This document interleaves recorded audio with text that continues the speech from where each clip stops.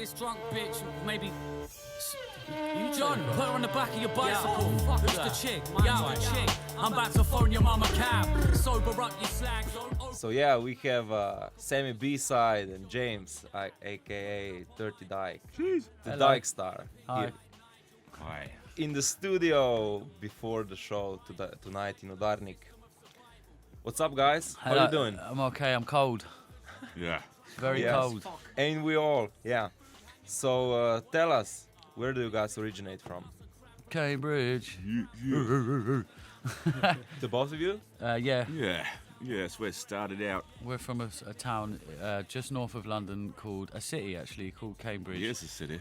It's most famous for its universities and river, Lovely bit of river. And you guys apparently. and apparently us Well, guys as well. Badass Maybe. hip hop, Yeah. Yeah. Now we're in London. So you guys are on the scene for quite some time now. How do I you? guess it's been about 9 years or something, 10 years, something. Yeah, Yeah. a little while. Mhm. Yeah. To me, that's still not very long because I have. It's just not that long, is There's it? a lot of 'Cause people that we I- look up to have been in for ages. Yeah, there's loads of people we sort of, our peers or whatever, that have been in it for 20, 25 years or whatever. So I How still, old are you guys? I'm- Actually, I'm not telling you. you're not telling me. I'm 16. It's an illegal age. I'm bro. 21. Illegal in all states. Yeah. So I am above the age of consent. So all right, that's enough. 10 years ago were actually the crucial years after the 90s. How do you see the progression of UK hip hop? I mean, how was UK hip hop before and after those The 90s? yeah? Well, it era? was a lot faster and it had more Jamaican influence. The UK hip hop scene, it was very like Britcore is what they call it, I believe. And there was like Gunshot, Hijack, and people like this, and it was more fast paced and it had a bit more sort of patois slang, I guess, mixed with this Cockney sort of. And then it got sort of backpacky and a bit more, Shout out to London Posse on that originally. yeah, old type London Posse. And then it got a bit more sort of like, I guess it slowed down a bit to the sort of what they call the 90s era New York sort of hip hop thing, and the lyrics got a bit more, less about maybe, yeah. I'd say it's changed in the sense that it's slowed down a bit and become more, what's the word? Bring it back. Boom bap, yeah, but also a bit more average English kid rather than. And how did you find yourself on this rap genre spectrum? I mean, Well, I listened to like Onyx and Wu-Tang and stuff like that when I was a kid growing up, with complete detachment yet sheer attachment, and I didn't really understand that. And then when I heard a kid rapping from Hold Tight Mr. Key from Cambridge, with a normal English kid voice, I was like, oh right, you can do that as well. So I just had a go as a result of being a fan of other hip hop.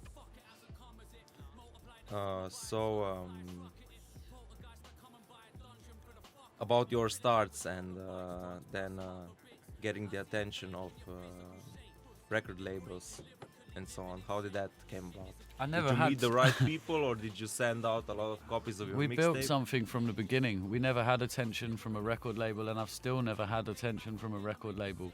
We built a record label because we were friends, and we were doing what we were doing with no real label. I put a project out on a label called Schoolbully Records, which was really just a couple of friends from Cambridge who had £500 knocking about, and they put my first project out. But the label was just Flip Tricks and a vision, and he was friends with us, and we were making some sort of music with him and stuff, and we all moved to Brighton. We lived there for a while.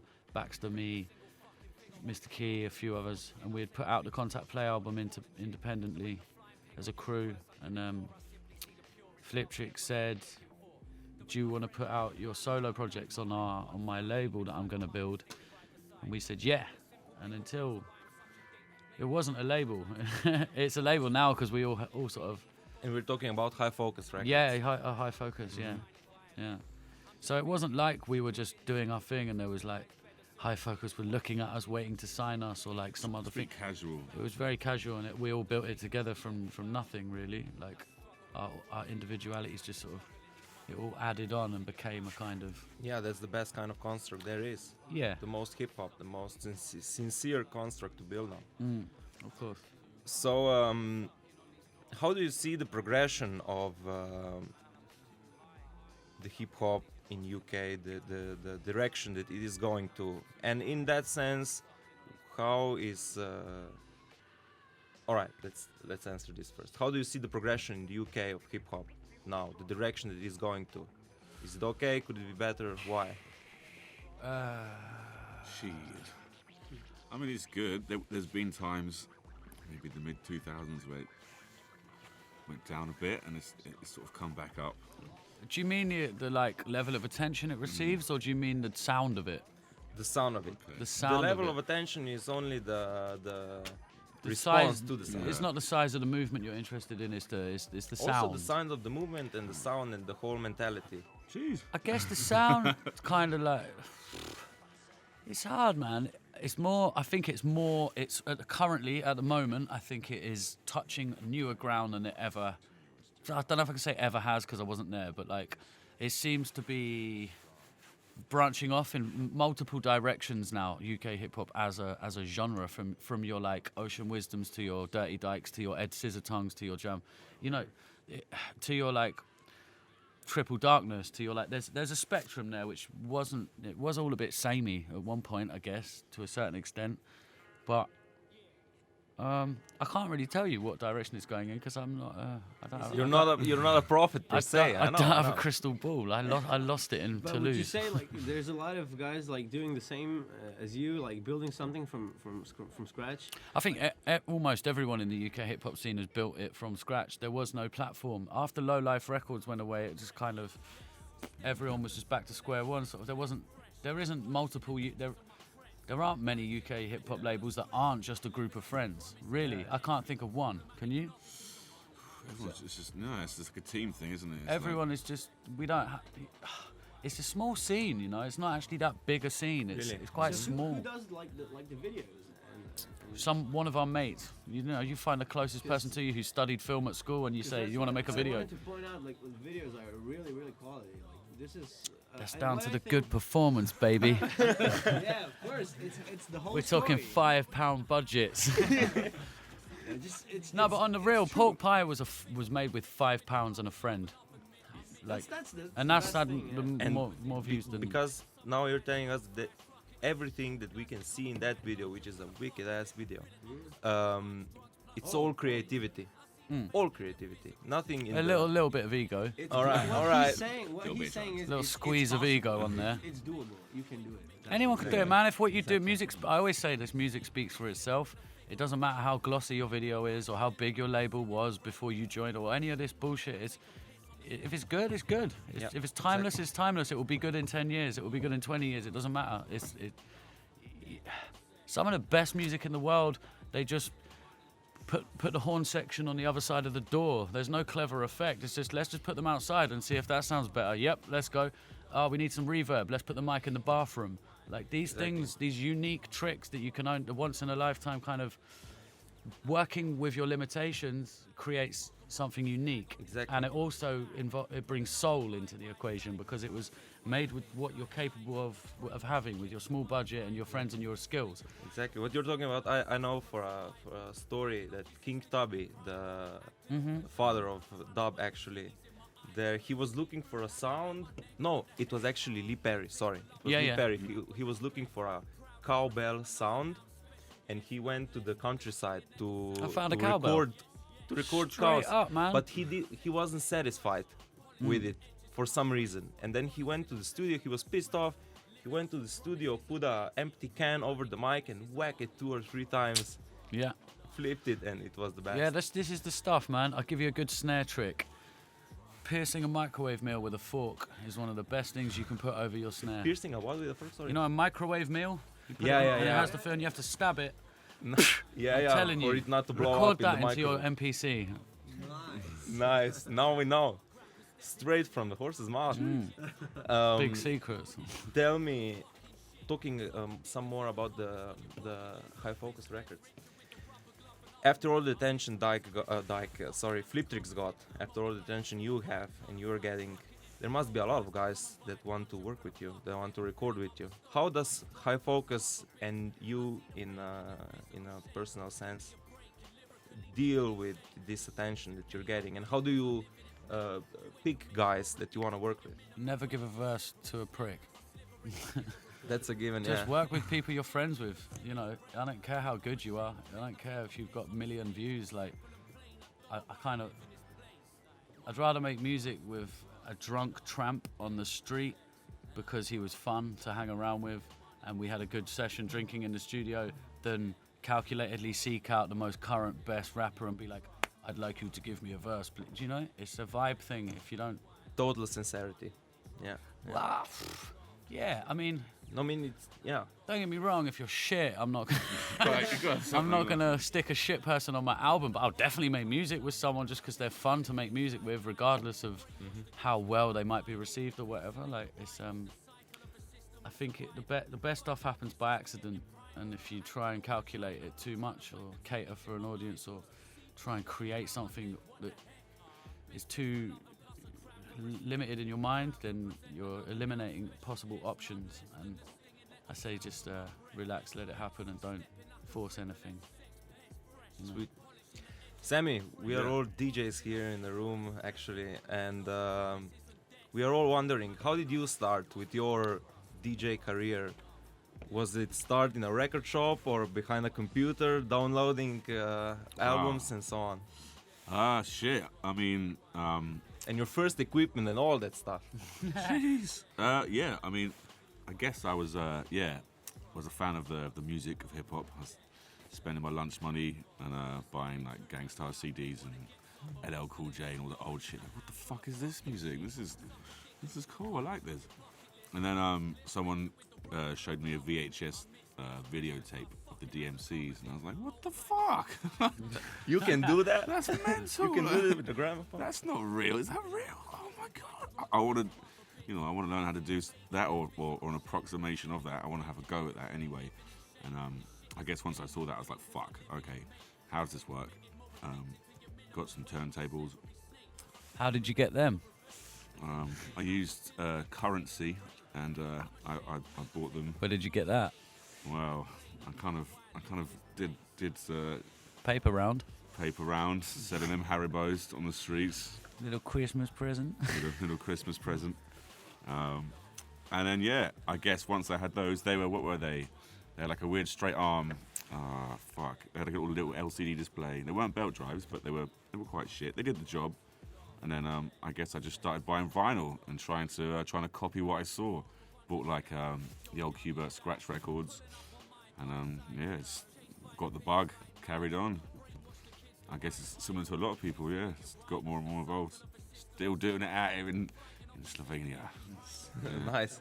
Yeah. So when DJing, how do you? How are your sets actually? How do you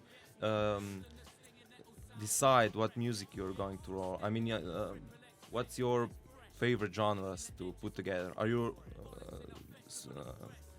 having only hip hop or anything else? To play out. Lovely.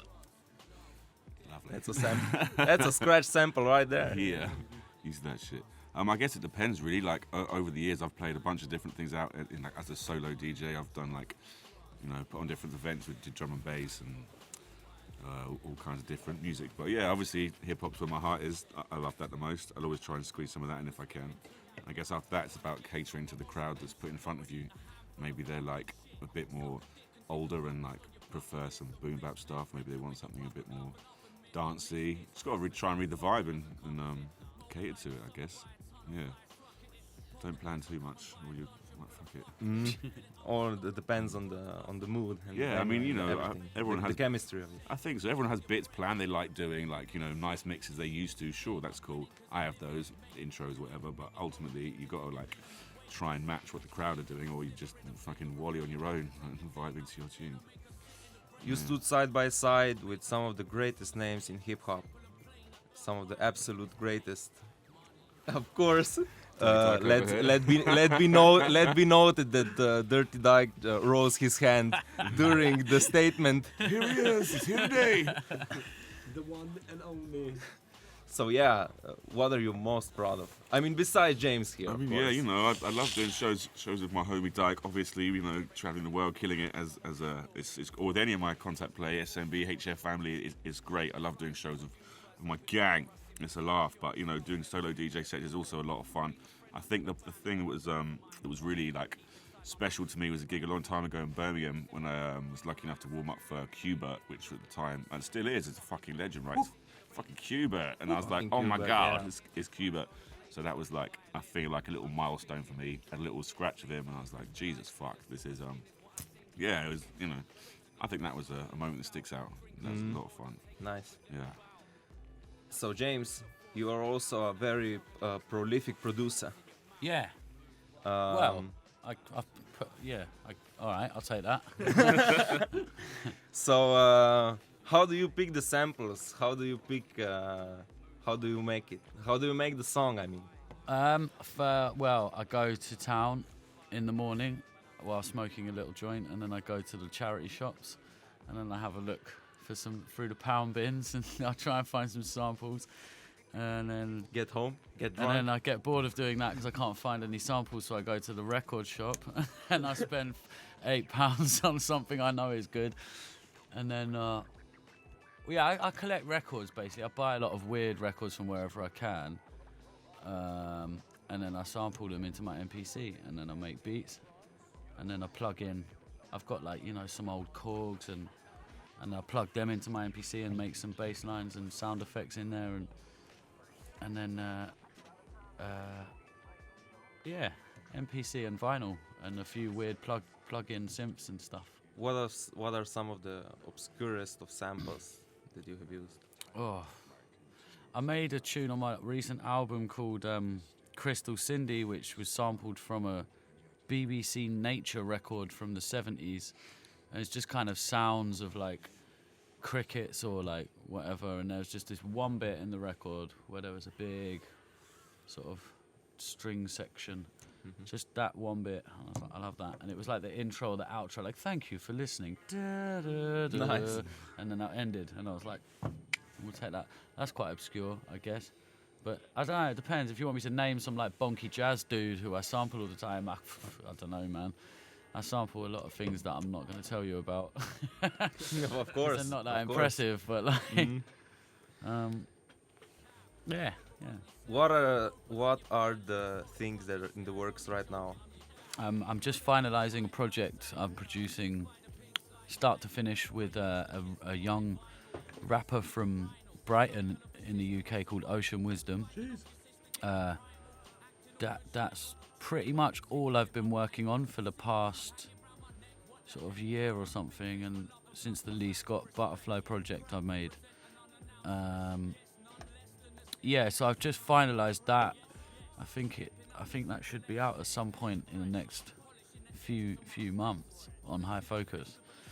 And then aside from that, I have been making like there's a guy called Ronnie Bosch, who I don't know if you're familiar with, from Contact Play, first crew that we put a CD out, an album out as. I'm working on his solo album at the moment. We're only a few tracks in, and it's been a long time coming and stuff, but I'm working on that with him. But apart from those two, like, I'm just I've got a new studio now in London with Pete Cannon that we share, and the rest of the Contact Play. And I'm kind of looking forward to like in there. I haven't moved all my records in. I've just got my machine and everything.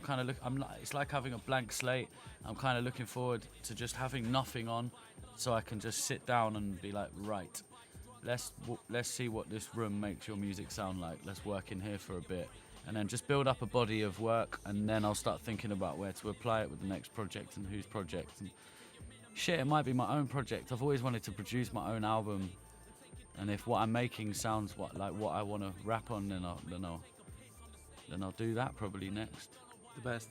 Sammy, you?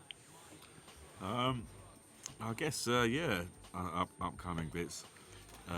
bunch of cuts and scratches and stuff like that. You can hear on all kinds of stuff. A few cuts on one of the tracks on the Ocean Wisdom project that James just mentioned. Some cuts on this guy from Cambridge called Scuff. If anyone isn't familiar, I highly recommend you check him out. He was influential rapper to, I think, both myself and James. Scuff, Delegates of Culture. Search it. Scuff. Yeah. SKUFF.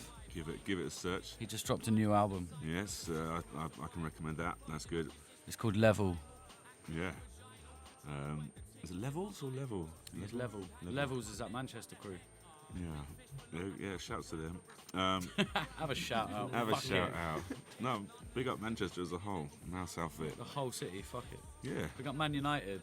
go on then. Fuck you, Scissor. Yeah, definitely fuck Scissor. That's important. We need to make sure Big that. down, Scissor. Yeah, thumbs down to Scissor at each and every opportunity. That's important. Love you, Scissor. You're so pretty. Yeah, more one. There's this guy's rapper from London that Verb T has just put out an EP with on Verb T's own record label. You can see some of my cuts on In there. the Balance Records. In the Balance Records, and I think it's called Turn Back, the EP. So I've got some stuff on there. Basically, a whole bunch of cuts and scratches on various projects. Look at the Facebook. I'll let you know. Working on mixtape things, which there's no point talking about until they've taken any form, or you'll just be gassing it. But yeah, if you want to know, I recommend that you search me on all social media. And that's DJ Sammy B-side, one word. And yeah, send me them titty shots. We'll definitely keep a lookout. And now the most banal question of them all. How do you guys experience our little corner under the sun, Maribor, Slovenia? As a country, or I mean, as a As a whole. as a carrot. As a whole, it's cold. I tell you what. This is what I think. I'm quite charmed by what I see as it's either blossoming or struggling. You know what I'm saying? I think it's blossoming. This is what I think. But either way, the blossom is a struggle. So it seems like, for instance, last night I went to the Scratch Jam with you guys, and that was some makeshift shit. Like, by English, what goes on in, for example, where I live in London, it's like, but there's a charm to that. There's a sense of determination, and there's a sense of, I don't need your aluminium bar and your vodka Red Bull and all the rest of it. You just had a fire in a room and 4 dudes round a table and like some people and one tired girl. Like, but but the vibe was strong, and I can tell you guys love it here. Like small, by comparison, it's small. Like, but at the same time, it's kind of cool that it's that small, yet it's growing, and you're all still. Do you know what I mean? Like, you're all still doing it quite passionately. You're standing in the cold with gloves on to have a Scratch Jam. Like, that's admirable. You would get very few. Do you know what? If you put the same situation in central London, same temperature in a derelict army building with a whatever and a fire in the corner, you'd probably get the same turnout. Do you know what I mean? That's the difference. Yeah, exactly. Yeah, I thought that Scratch Jam in particular, I thought that was really good fun, and it was really nice to have a cut with you guys who were there, and I thought seeing that, like, that was not a competitive thing. That was like a sort of a really nice meeting of minds. Yeah, exactly. It seems to me, as from a very short time we've been lucky enough to be here, it seems like it's a tight-knit group of very community-minded, passionate people who love the art form, and I think that's beautiful. And yeah, like James says, it seems like it's quite small, but I guess the country is quite small, right? So that's only to be expected. But I think watching that, you guys are obviously very passionate about what you do. You've been good enough to bring us out here. You've brought out some people that we're friends of back in England, and I think it shows that you guys are about it. And from that community scratch thing, I think it's a sign that it's a very communal effort, and I rate that. Go on with it. Big up Slovenia. Yeah. Thank you, guys. It means so much to all of us that you came here in the first place, took the time for visiting the Scratch Clinica, hanging out with us, taking the time for this interview, and I'm already looking forward to the return of the twat. Yeah. Thanks for having us, man. Cheers, man. Thank you. Big up. It's been a pleasure. Simple song with every lyric intertwined with images and printed wrong, and not a single thing's forgot when deep within my mingle part of every single thing that we can think of when we think to stop. It's not a lot, but trust me, it's my universe. I'll burst the fucking music.